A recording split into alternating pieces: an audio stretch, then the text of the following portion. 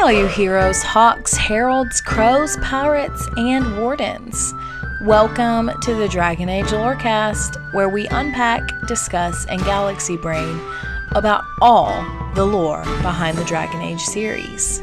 We are so excited to bring you this podcast.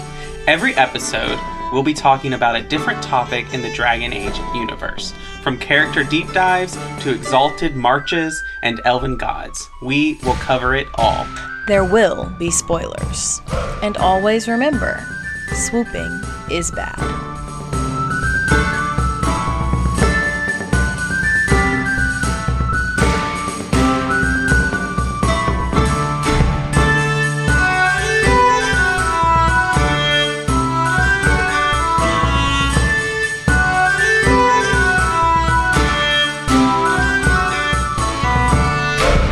Hello and welcome to the Dragon Age Lorecast, where we talk about Dragon Age and its lore. I'm one of your hosts, Austin, also known as Teacup. And I'm your other host, Shelby or She-Cup. And we're here to talk about more Evanuris, more deep dives. It's the big one. It's the one we've all been waiting for. The ones you all have probably been like, when are we going to talk about this one? Yeah, I mean, we did talk about Solus like a long time ago, back in season 2, I think. But yes, we are talking about Fen'Harel this week. So not Solus, which means like we're not going to talk about his romance. We're not really going to talk about like personality traits, those kinds of things. And I guess before we go further, we should give a pretty big disclaimer. Like, if you haven't finished Inquisition, like, don't listen to this episode. I mean, the game is 10 years old by this point. Like, you really don't have a right to get mad at us for spoilers, but this is your warning. There's going to be a lot of spoilers here. And you'll probably want to finish Inquisition before Dreadwolf comes out. So, chop, chop, get on it. And then come back and listen to this episode. Yeah. So, before we get into fun facts, we should also let y'all know, we just know right off the bat this week that this is going to be a 2-part series. I have like almost 10 pages of notes, which normally I have like 3. So it's going to be a 2-part series, maybe 3 parts, depending on how much we theorize, but I think we'll stick to 2. So stay tuned for part 2. This is part 1 of our episode on Fen'Harel. Are we ready for some fun facts? Always.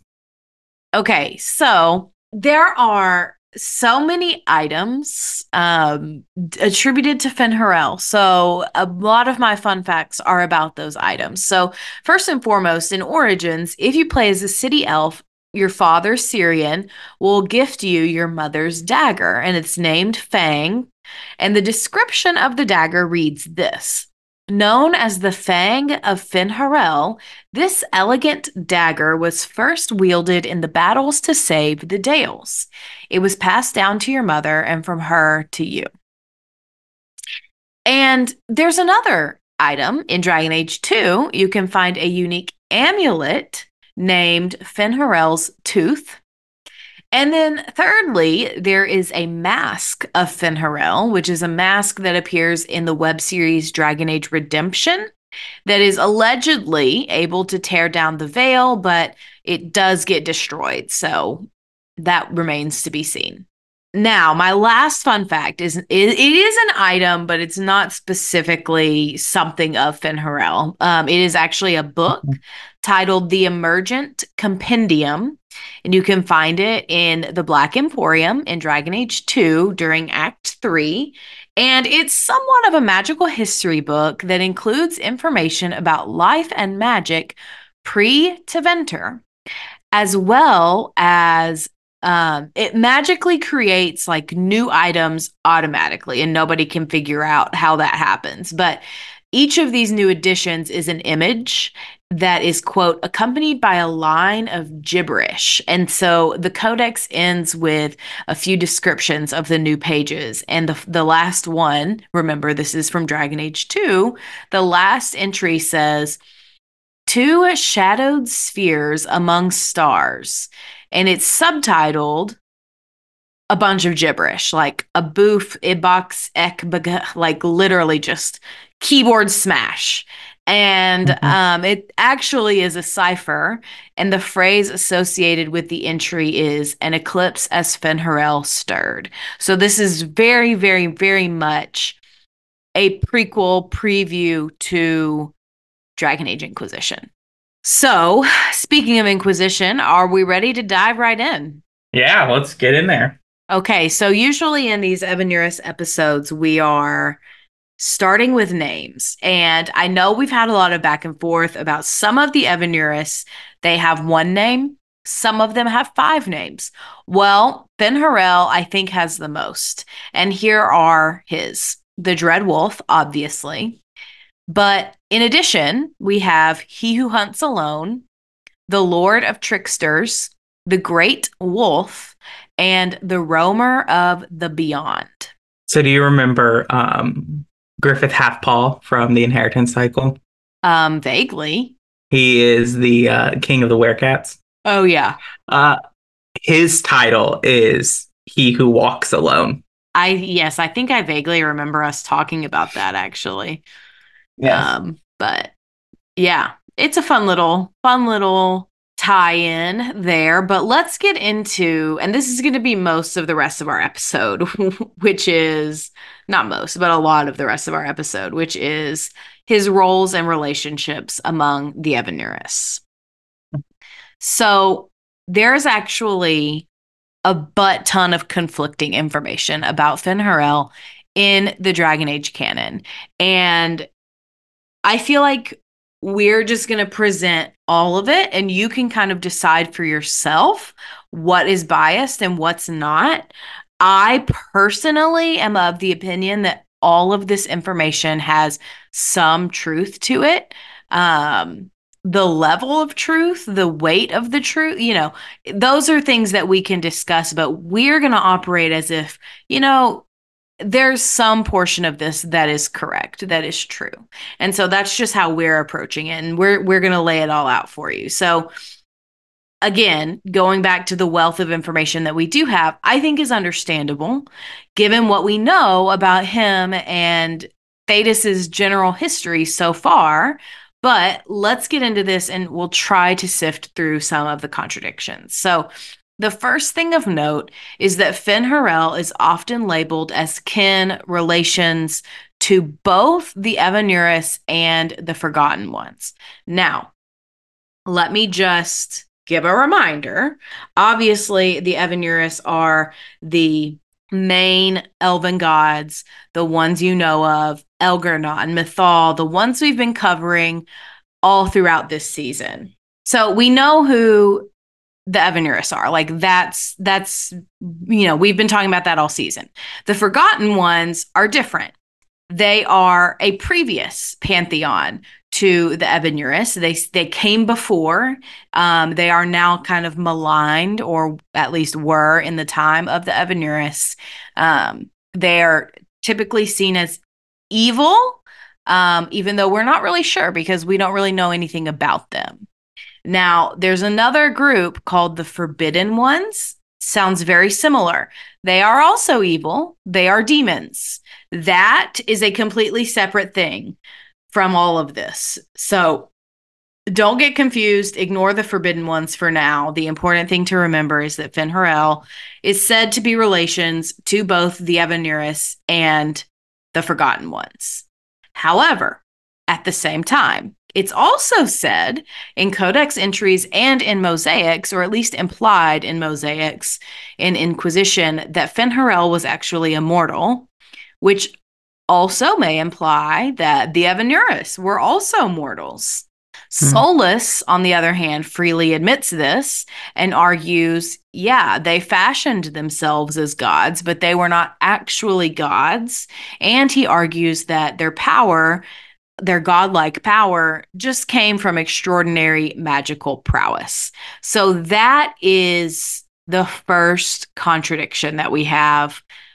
Whether or not the Evanuris were really powerful mortals, whether they were actually gods, who Fen'Harel is actually aligned with, all of that. Do you have thoughts thus Yeah. far? So I've got a couple. So buckle up. Um, the first thing is that we see this very common in the religions of Thedas of the bridge between the mortal and the divine. And Droste for the Chantry walks that line of that bridge between the mortal and the divine. The Tevinter Magisters, the Magisters of old, like Corypheus, like the Architect, they walk that line for the old religion of Tevinter. And then, the Avar, obviously, like, they view the spirits as divine, and their mages are that bridge between mortal and divine. And I honestly think you can even argue that the way the dwarven people treat their paragons is akin to this too, even though they wouldn't necessarily claim, oh yeah, they're gods, but they function that way. They're revered in that way. Yes. And this is a common thing in our real world religions of a lot of religions craft this bridge between the mortal and the divine. That serve that function. So that makes it really real. It's interesting because the Evanuris as a whole, the gods either fall into one of two categories from what we're seeing so far, which is that they're either born divine, like Nithal, like Elvhenan, like Faladin and Dirthaman, or they're mortals that are raised to divinity, like Gillenan, like Fen'Harel. And so there's enough conflicting information to say maybe it's both and. Maybe they both exist in that way. Like there were actual gods, and then there were mortals that rose to godhood.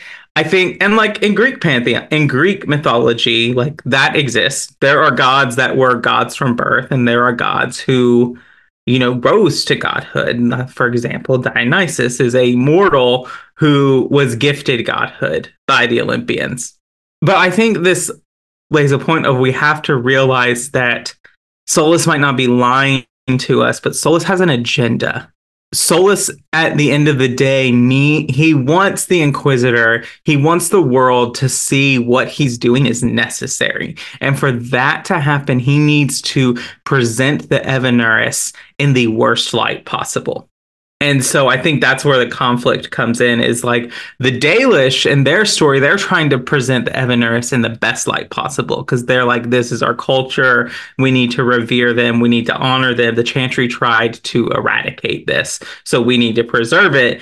Whereas Solus is like, none of this like revered is true because they were all flawed slave keeping mortals who uses magic as might. And that's why I can destroy the world. Yeah, and I think that what you've said about Solus has an agenda, not necessarily even a bad one. Because I do think that Solus thinks he's really trying to save his people. But an agenda nonetheless. And, not all agendas are bad.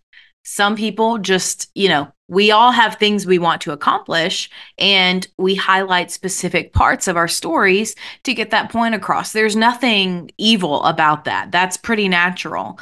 But Solus is doing the same thing. He's just taking it to an extra level, and we have to be mindful of that, especially going into the next game, because we may have options of who we're going to trust, and not all may be as it seems.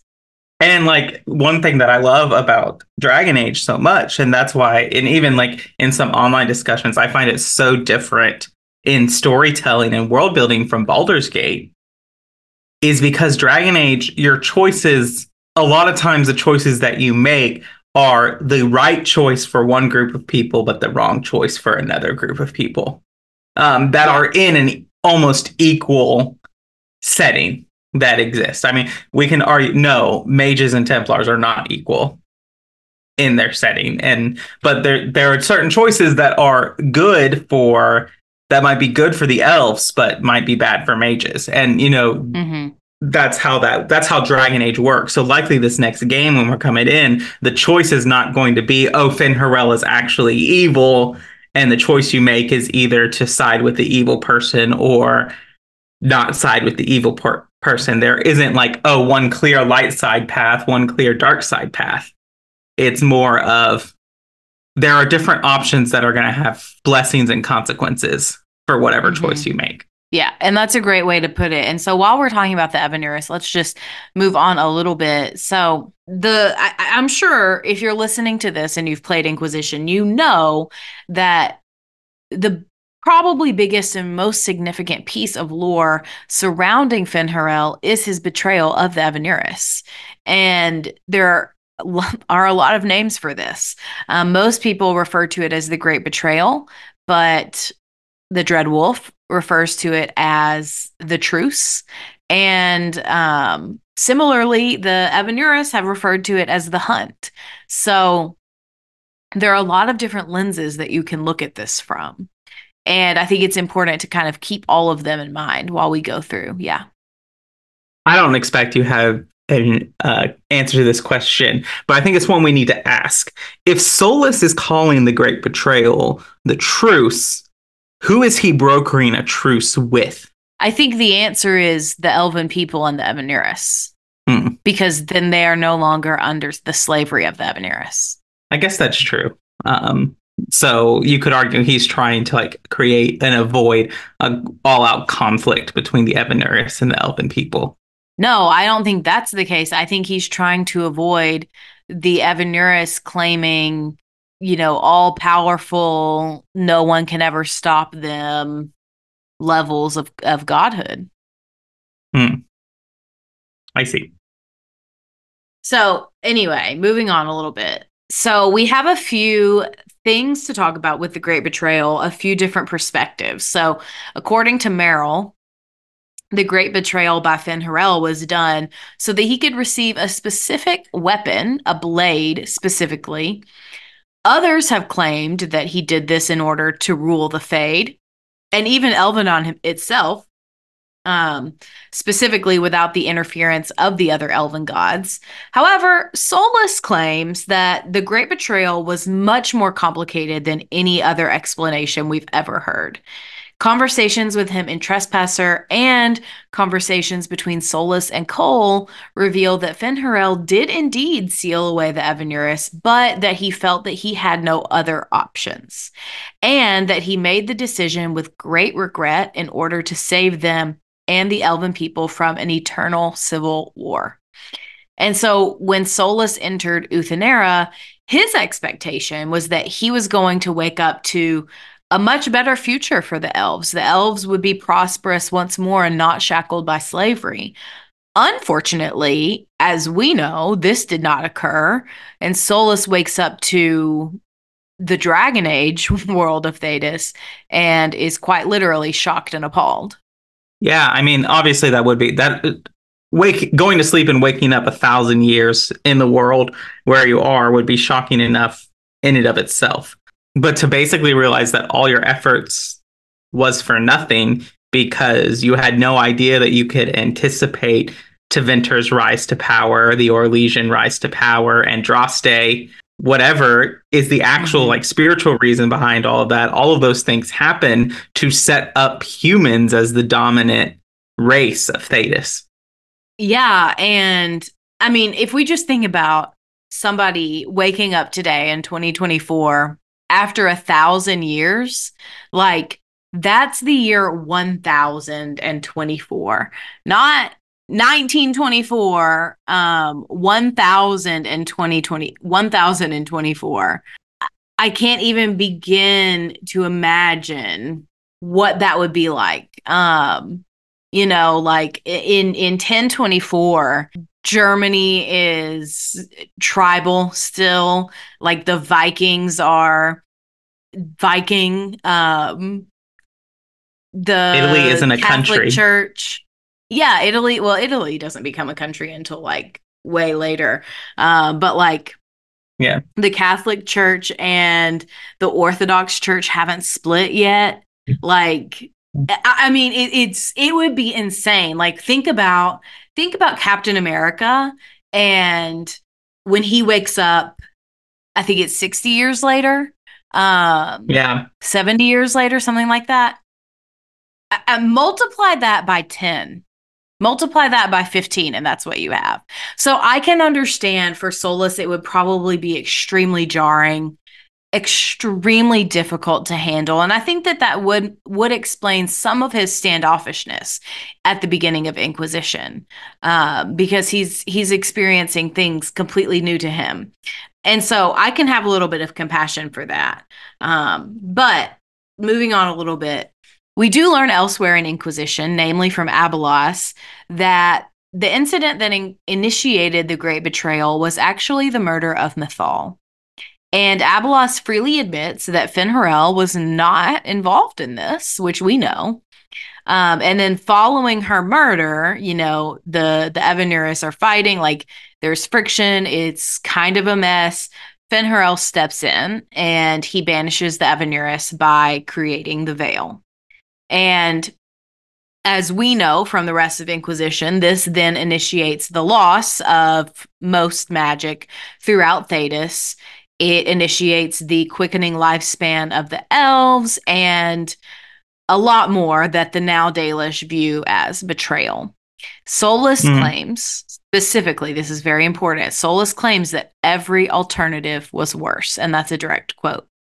There's some parallels that I want to talk about a little bit here, especially with Chantry lore and Chantry history and belief, in that there are so many parallels between Mythal's story and Andraste's story. And I find it so interesting to hear that Solus kind of plays this role of not a one-for-one parallel, but of Hysarion, of this idea of maybe Fen'Harel knew that they were going to murder Mythal and then had some regret later, and then spills the tea and comes to all of this, which is kind of what Hysarion does when he converts, and he's basically, oh, well, her husband put this up and that causes him to lose power and to do all that similar thing of this person who has regret and then sets forth motion that takes the people who betrayed the beloved one, Mythal beloved by the elven people and Andraste obviously beloved by her followers, into a things where they're defeated and taken out of power or sealed away. I just think the parallels are really interesting.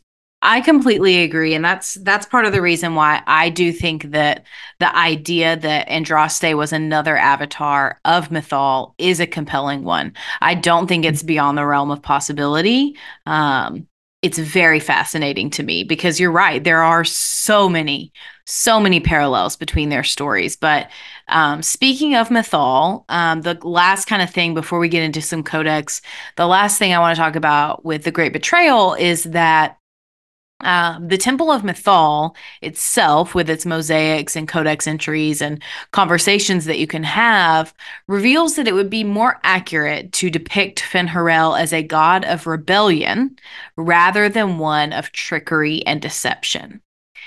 So keep that in mind, keep that in your back pocket. But let's move into some codex entries, because there is a codex entry named Fen'Harel, the Dread Wolf, which appears in both Origins and Inquisition. And Solus's conversations present a markedly different story about himself than what the codex entries have already established in the lore. So I just wanted to read 3 quotes that I think very clearly show something different than who we meet in Inquisition. So the first one is, there is precious little we know about Fen'Harel, for they say that he did not care for our people. The second one says, Fen'Harel kept to himself and plotted the betrayal of all the gods. And lastly, after the destruction of Arlathan, it is said that Fen'Harel spent centuries in a far corner of the earth, giggling madly and hugging himself in glee. And now we know this last one is not true because Solus was in Uthenera. So, yeah, but also we know that it's not true. He did not giggle and he was not gleeful.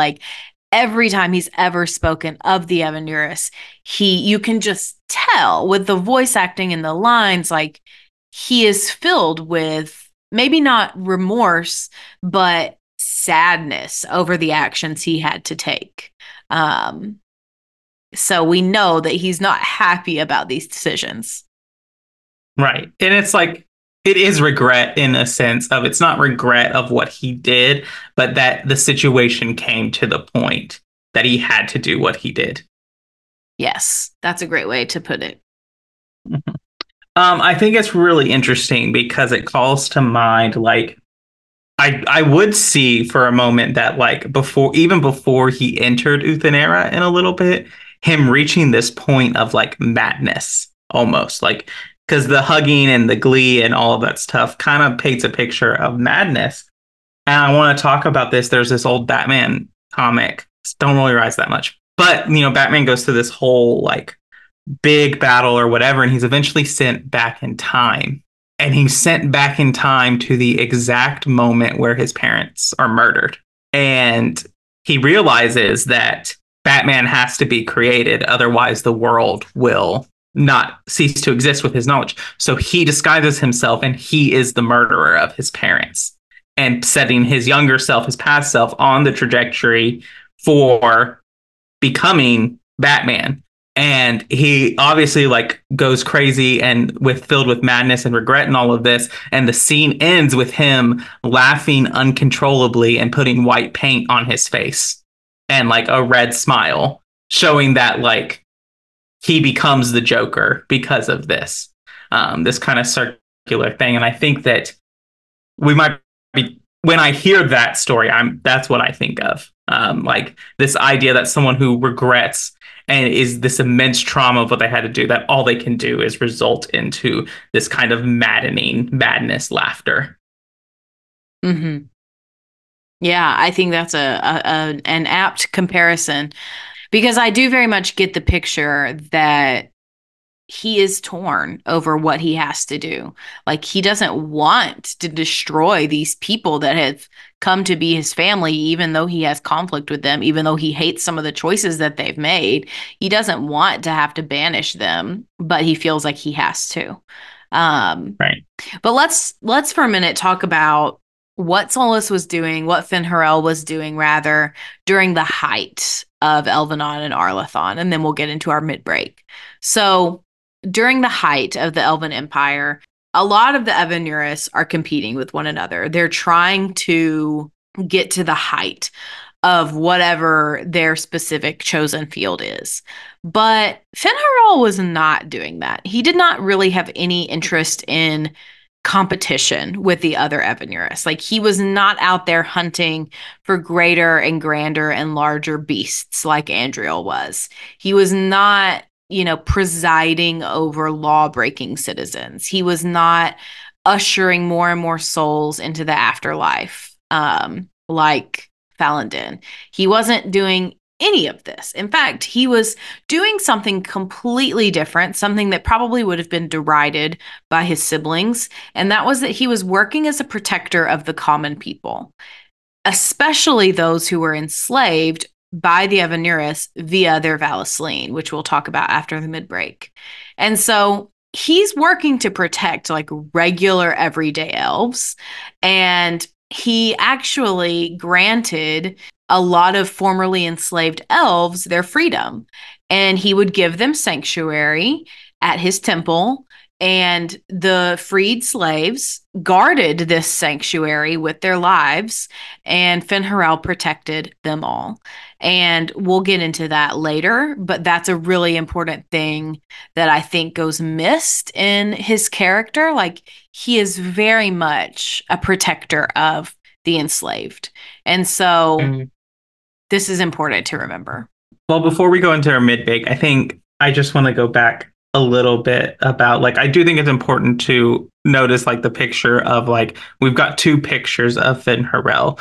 We've got Fen'Harel as the betrayer and the deceiver, and Fen'Harel as this champion of the common people. And I think that those two, as you pointed out in like this research and that's come up in there, those two images are going to run and compete with each other throughout the lore that we're going to find, because the lore as I've done and I've read, the lore previous Dragon Age Inquisition is going to fall mainly in that line of he's the betrayer, and then what we get from Inquisition with Solus and Trespasser is going to be in the opposite. Yes, and kind of painting those two pictures. But I want to shift gears a little bit to talk about Varric and Varric's nickname for Solus, which is Chuckles. Now, you could take this as like Varric being his normal sarcastic self and, saying like, oh, Solus is so serious. Let me call him, Chuckles. But it also implies a little bit that Varric knows a little bit I think it's a little too on the nose for him to give that nickname and not have an inkling of an idea of what is happening. I mean, that's fair, but how would Varric know? And why would Varric let Solus get away with betraying the Inquisition? That is a fair critique, because I don't think that he would do that. See, I think that it's the writers playing a joke on us. Like, y'all don't know who this man really is, but we're going to give him a nickname that's going to be a callback to this early tiny piece of lore. Yeah, that makes sense. I just wanted to talk about it. Before we got away from the giggling and hugging Fen'Harel, I wanted to talk about Varric giving him the nickname Chuckles. Yeah, for sure. But yeah, so now I think is a good time for our mid-break. All right.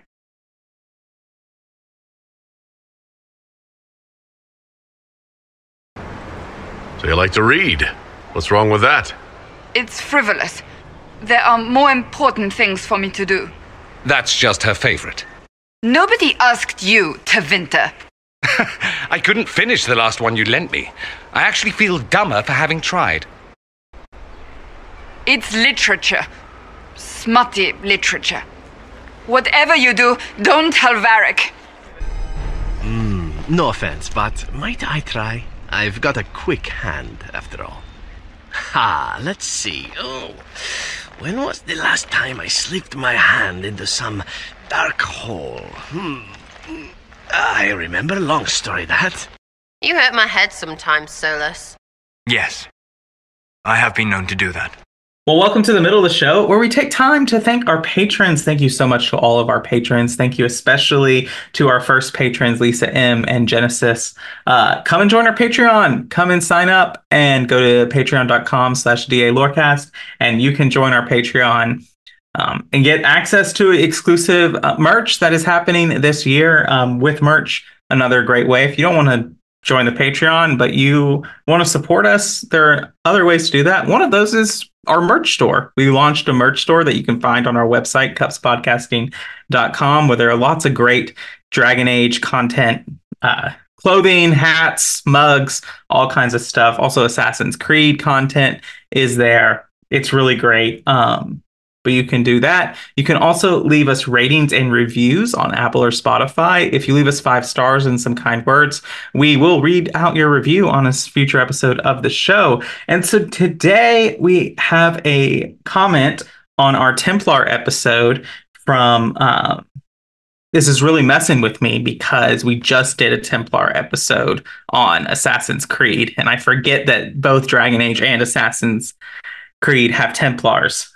Similar, but different. But anyway, so this is from Sabrina L. on our Templar episode, and says, just wanted to say thank you for making this podcast. I do a lot of mindless work with numbers, and my days have gone by so much faster playing this while I work.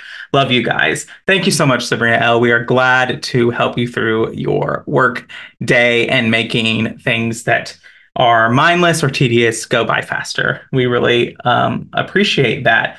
And then the last thing I have to tell you is to join the Discord. You could join it. You can hang out with us, talk about Dragon Age, talk about Assassin's Creed, talk about Star Wars, talk about Baldur's Gate, talk about gaming, share pictures of your pets, see Shelby's garden in the greenhouse channel. I say that like I'm not going to benefit from this garden, but it is Shelby's garden. So you can do that on the Discord, and that's the Cups Podcasting and More Discord. That link's on our website. It's in the episode description. You can find it. But we love to grow that community, and it is one of the best places on the internet. And Shelby, that's all we have for the middle of the show, so I think we can get back to diving into Fen'Harel. All right, let's do it.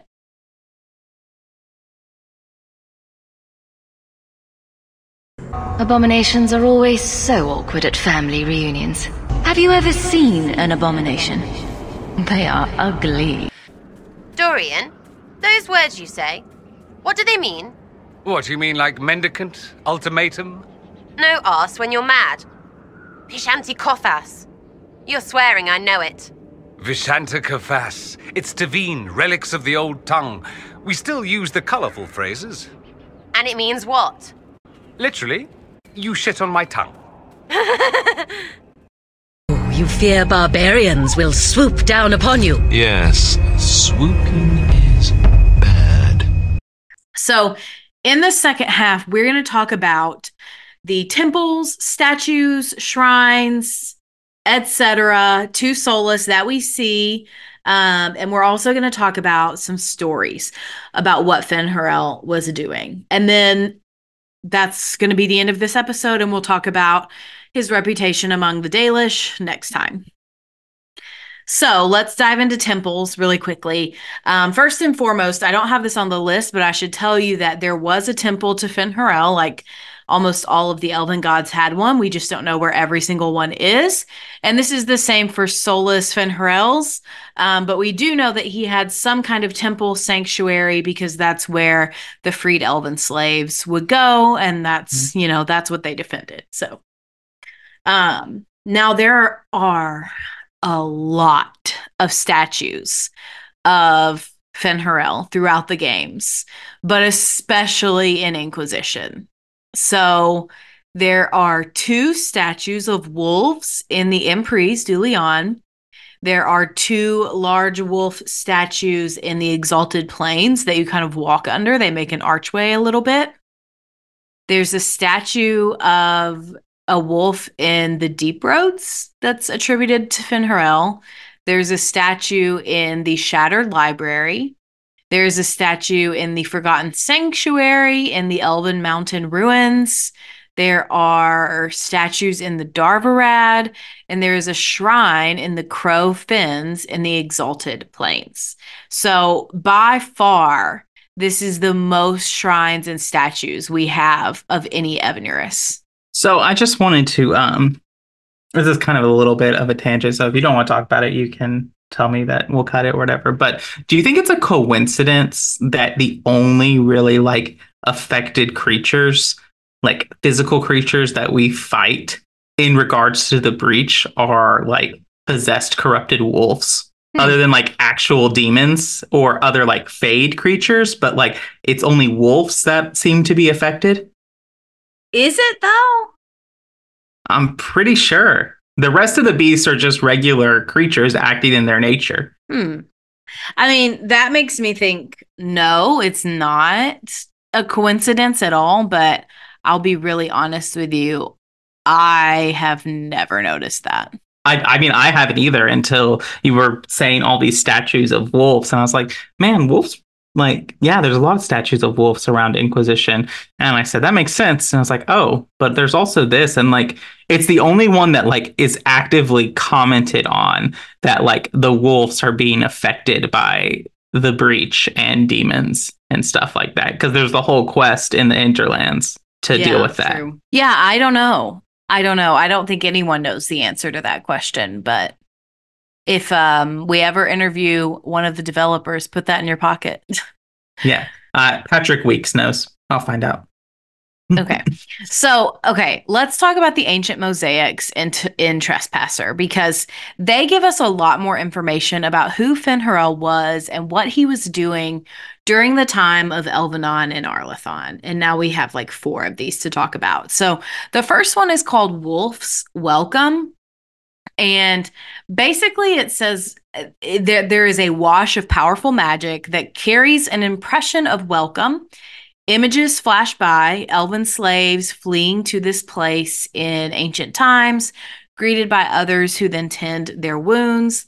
Words are not so much heard as felt. And there's a quote that says, Fen'Harel bids you welcome. Rest knowing the dread wolf guards you and his people guard this valley.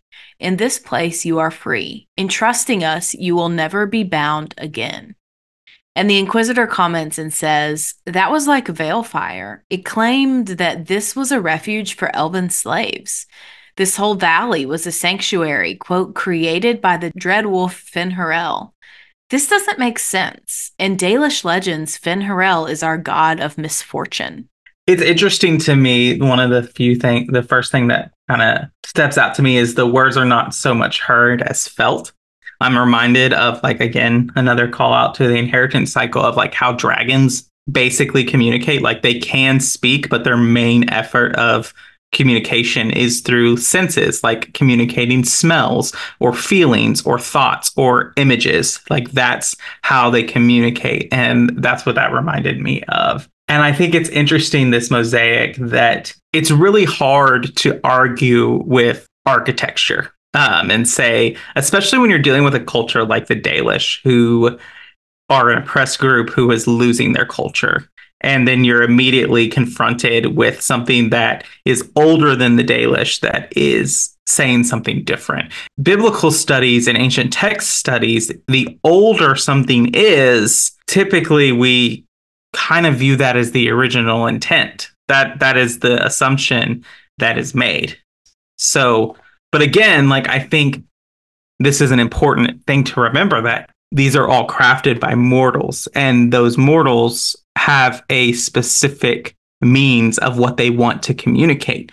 And maybe to some people, Fen'Harel was the god of misfortune, but to others, he was a god of rebellion and liberation. And I think that you can see that in different in our own world religions, how one religion views, especially the ancient polytheistic religions, how one religion viewed a god of one religion and how that religion viewed that god were vastly different. And you could assume that they were different deities at that point.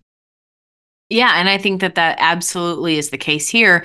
And even like, you know, just imagine, put yourself in the shoes of an elf who was enslaved, who was freed by Fen'Harel. You're going to have a completely different reaction to him versus the high priest of Elvhenan or the high priest of Andriel, who notoriously had conflict with Fen'Harel. Like, you're going to view them differently, and that's natural. It's just how people are.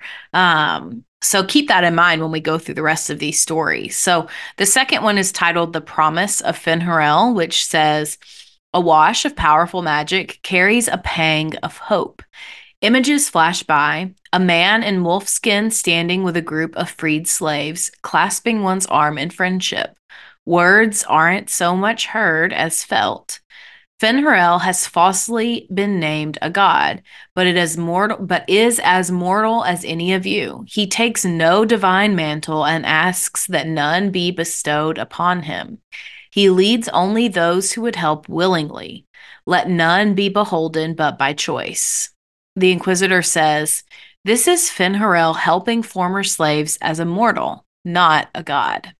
So this is really interesting because it's kind of like the humble, like, leader, you know, the place of like, some people revere me as a god, but I'm just a man. I'm just a person who's trying to do this. I'm flawed just like other people. Like the humble leader kind of image that's being displayed here. It's interesting because it's like falsely named a god. But again, it's this idea that Fen'Harel is this one helping the people and leading kind of this rebellion. And like, it's this idea that plays around that like who we've been taught is the enemy was actually the one who was fighting for our freedom and doing what's good for us. I mean, we see this even in our other show with Assassin's Creed, in that like in the biblical narrative, a lot of times Eve is presented as this rebellious rebellious woman who takes the apple and screws up everything for humanity. But in reality, in the Assassin's Creed universe, Eve is a champion who leads humanity in a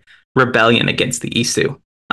But it's the people who are writing the history that are dictating how you view that person. And I think we're kind of seeing in the Thedas universe. I don't think the developers are trying to point to us to say like everything we've ever established in lore about these religions is not true. It's more about these things are so complex and the people are so removed from the time in which it all happened that there are such conflicting ideas. It's a way to make the world more real. Mm-hmm. Yeah, but it's also interesting because, like, on one level, yes, history is written by the victors, right? But Fen'Harel is the victor. He won. Like, he got what he wanted. He banished and got rid of the Evanuris, right? But also he goes into Uthenera for 100 years. And so things develop around him, without his input, without his clarification of the story. And, you know, if there's one thing humans are going to do, it's try to make meaning out of something. And, you know, if we don't have somebody there who knows everything that happened and is the one that can be like, oh, well, actually, this is what happened, then we're going to attribute that to something or someone and try to figure it out ourselves. It's right. It's just what people do. But let's move on from this one and talk about the lies of the Evanuris. So this one starts with a wash of powerful magic carries a sensation of bitter fury. Images flash by. Elven mages enslaving tens of thousands, making arrogant proclamations of godhood. Words are not so much heard as felt. The gods, our Evanuris, claim divinity, yet they are not but mortals powerful in magic who can die as you can. In this place, we teach those who join us to unravel their lies. The Inquisitor says, this claims the elven gods were just Evanuris, powerful but completely mortal mages. If that's true, Fen'Harel was teaching these freed slaves the truth about these false gods. Again, I think it's interesting, like this place is obviously, like, as we said, like the Shattered Library is almost kind of this temple of Fen'Harel, who's trying to paint a very specific picture of Fen'Harel. But one of the things that is interesting to me here is that not only is it lifting up Fen'Harel in this morality stance, but it is discrediting the Evanuris in the same breath. And I find it interesting that this temple never mentions the Forgotten Ones. Now, they're forgotten for a reason, but they're the evil deities. They're the ones who are supposed to be evil, but the way this is pointing up with Fen'Harel is that no, they're not, which is, I think, is interesting from a god who in the lore is this go between the two groups, the bridge between the Evanuris and the Forgotten Ones. Right. Like, are we going to find out that the Forgotten Ones are actually the good guys and that they were benevolent deities as opposed to malevolent mortals? Or are we going to find out that they're actually more evil? Honestly, I think it could go either way. But the interesting thing to me about this one is that, like, it's interesting to me that, yes, Solus Fen'Harel says that the Evanuris, they're actually just really powerful mortals. But at the same time, they function as gods in their society, right? And so to me, you know, usually when we talk about these kinds of stories in mythology and whatever, it's typically like, oh, well, the people saw them as a god, but they didn't take advantage of that. Like, you know, they were a good guy. Like, they just were revered so much by the people. But it seems to me that the Evanuris, like, specifically abuse the fact that the elven people thought they were gods. They revered them as gods. And so they kind of said, okay, well, we can become gods. We can take that power for ourselves because the people are already laying it at our feet. And to me, this story from Solus, from Fen'Harel, confirms that. Yeah, it's very interesting, the conflicting images that we are getting from Inquisition mainly. And I think that, like, it's hard to, like, for me, it's hard to take the stuff we learn in Inquisition as, like, cold hard fact, because it's so obviously, like, it is not an objective source. And the truth is, in most history and most, like, learning about all of this stuff, There is no such thing as an objective source. Every source has something that it's looking to do, or a culture or time period that it's steeped in, that affects how it views the world. And so, like, I don't think when I read this, I don't think I can take it and be like, oh, well, this means that, the Dalish are wrong about their deities. I think that what happens is what I think is probably happening in reality is that there were ideas about the Evanuris and ideas that Fen'Harel did in leaving a slave rebellion. And because he threatens Evanuris' power, it gets hidden. It gets buried, because the truth of the matter is like Solus probably enters in Uthenera after he does what he does in an attempt to be like, I'm not going to become what I locked away. They need to learn to lead and survive without the Evanuris presence. I'm imposing my own thought process on Solus, but that's what I would imagine he would say of why he chose not to stay around, is that he wanted them to lead themselves in freedom. The problem with that is that a lot of the survivors were the priests of the other Evanuris, who then dictated what came out after that. Right, but I also think that multiple things can be true at once. I don't necessarily think it has to be the Evanuris' point of view versus Solus's point of view versus Fen'Harel's point of view. I definitely think the truth is somewhere more in the middle. But I also, for me, I also do tend to side with Solus more on this because the evidence points in his direction. The evidence points to the fact that the Evanuris are evil, with the slavery, with the wars that they held, with the subjugation of the dwarves and the killing of the Titan. There's so much that the Evanuris did that was massively messed up, that leads me to say, you know what, Fen'Harel, you're probably right. There's probably something here. And now that's not to say, like we discussed earlier, that he doesn't also have an agenda, because he definitely does.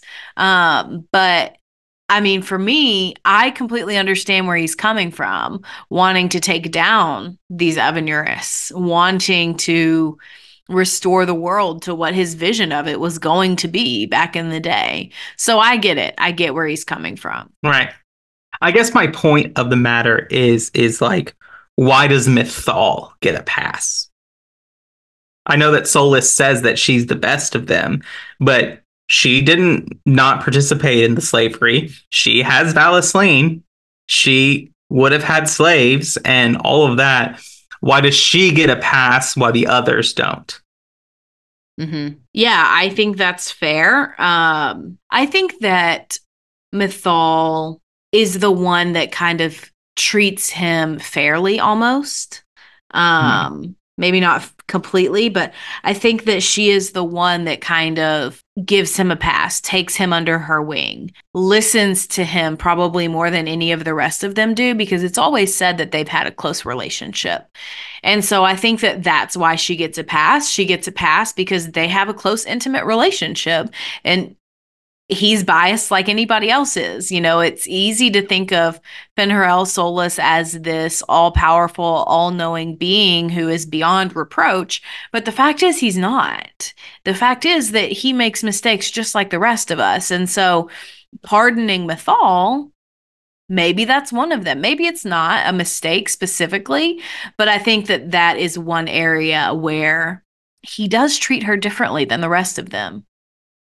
And I think it's interesting, especially, and we haven't really talked about this, and this is really the last point because we do have one more thing to talk about, and I want to get on because we're running a little out of time. But we have no origin of Fen'Harel. Like, we have an origin of Mythal, we have an origin of Elgernon, we have one of Andriel, we have one of Gillenon, we have one of Dirthaman, of Falindin. All of them have been preserved. But Fen'Harel seemingly comes out of nowhere.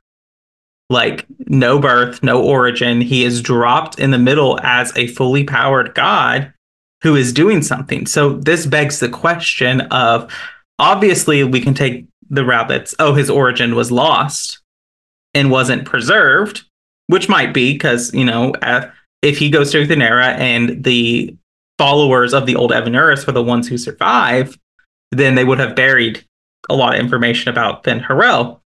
But I do think that that's an intentional step from the writers to shroud that in mystery and create Fen'Harel as this mysterious, there's a literary term I can't remember of, like, you know, dropping in and leaving. Because that's really what he does in the lore, in the, like, mythology of the Dalish, is he comes in and he betrays and then he disappears.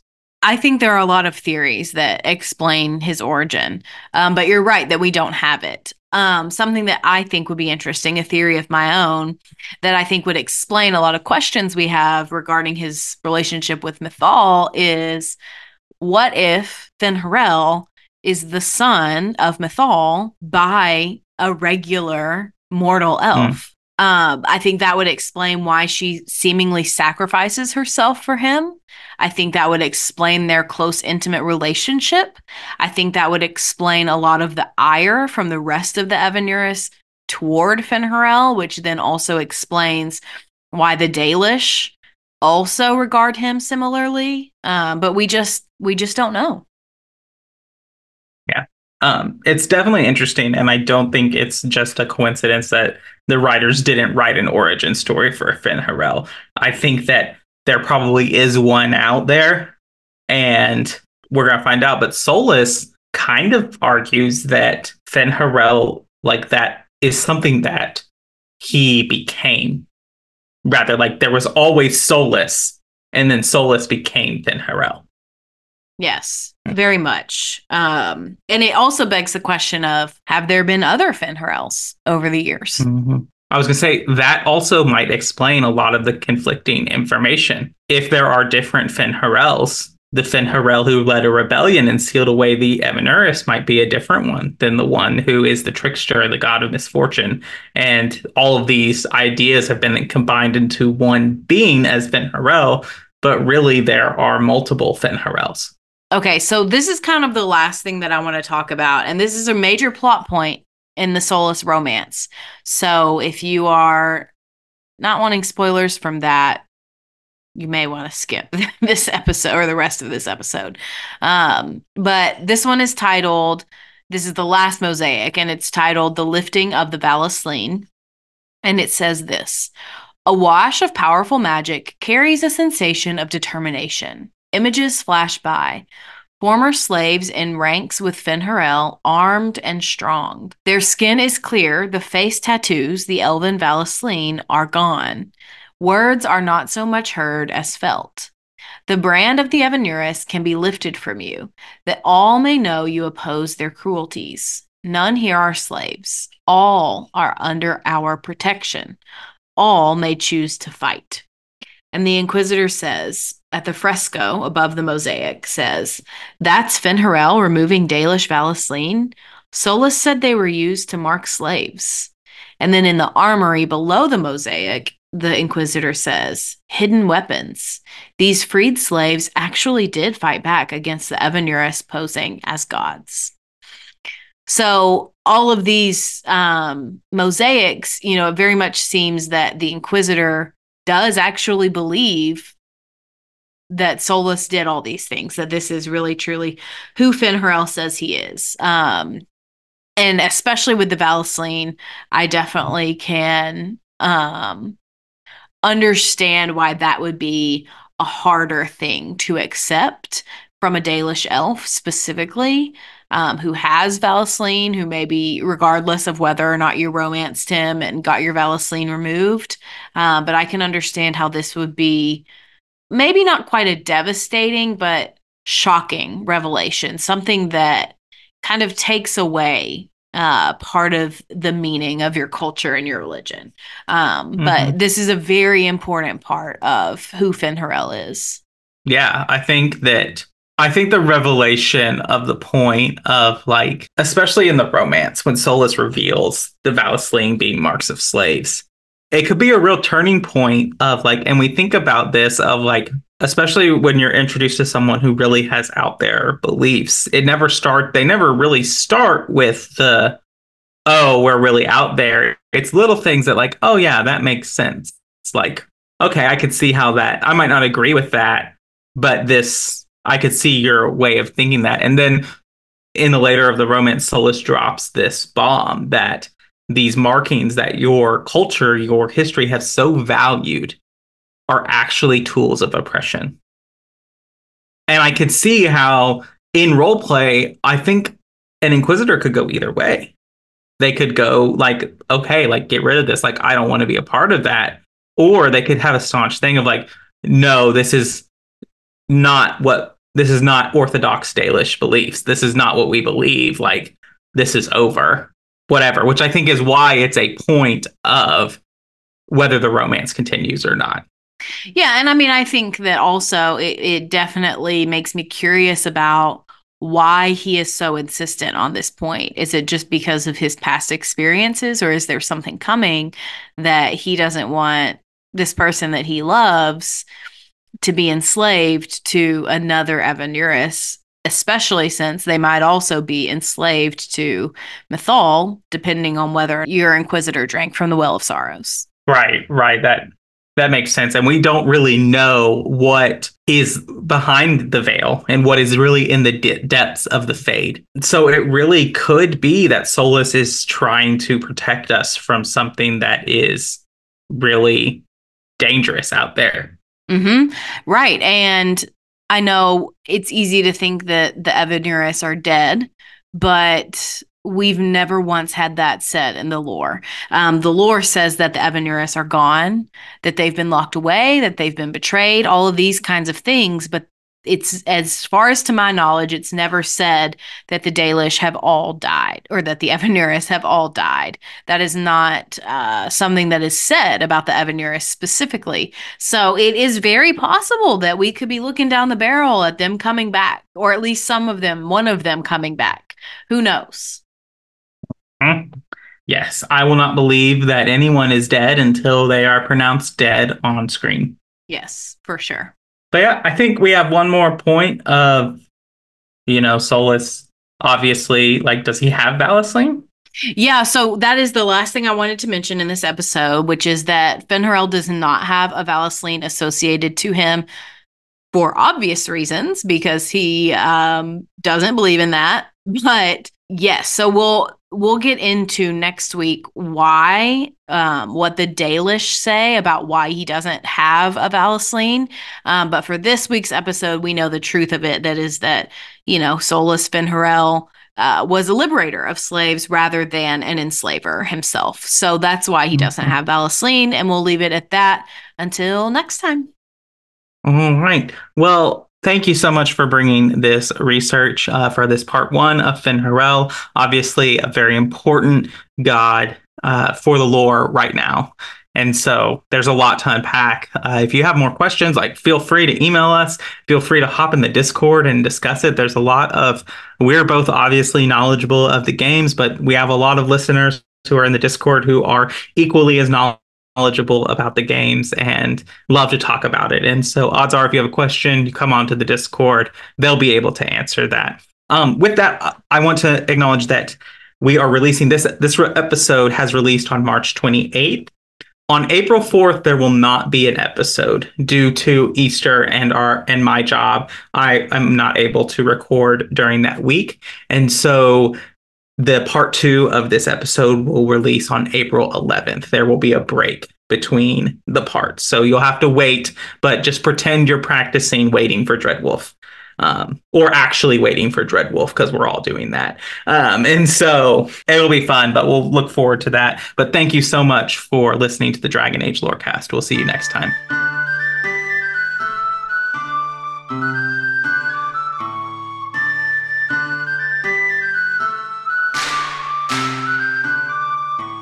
Thanks for listening to the Dragon Age Lorecast. You can find us on Twitter at DALorecast. If you have any lore questions, topics to unpack, or side character suggestions, join our Cups Podcasting and More Discord server. It's easily the best place on the internet. You can also support us financially through our Patreon. You can find us there on patreon.com/DragonAgeLorecast. The Dragon Age Lorecast is part of the Robots Radio Network. For more information about the Robots Radio Network, join the Discord server via the link in our episode description. If you enjoyed the show or learned something new today, please subscribe, leave us a review, and join the Patreon.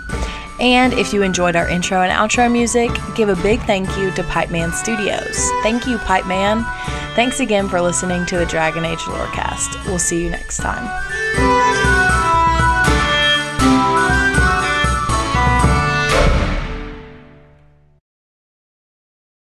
Do you love Dragon Age? Have you always wanted to learn more about its vast world and detailed lore?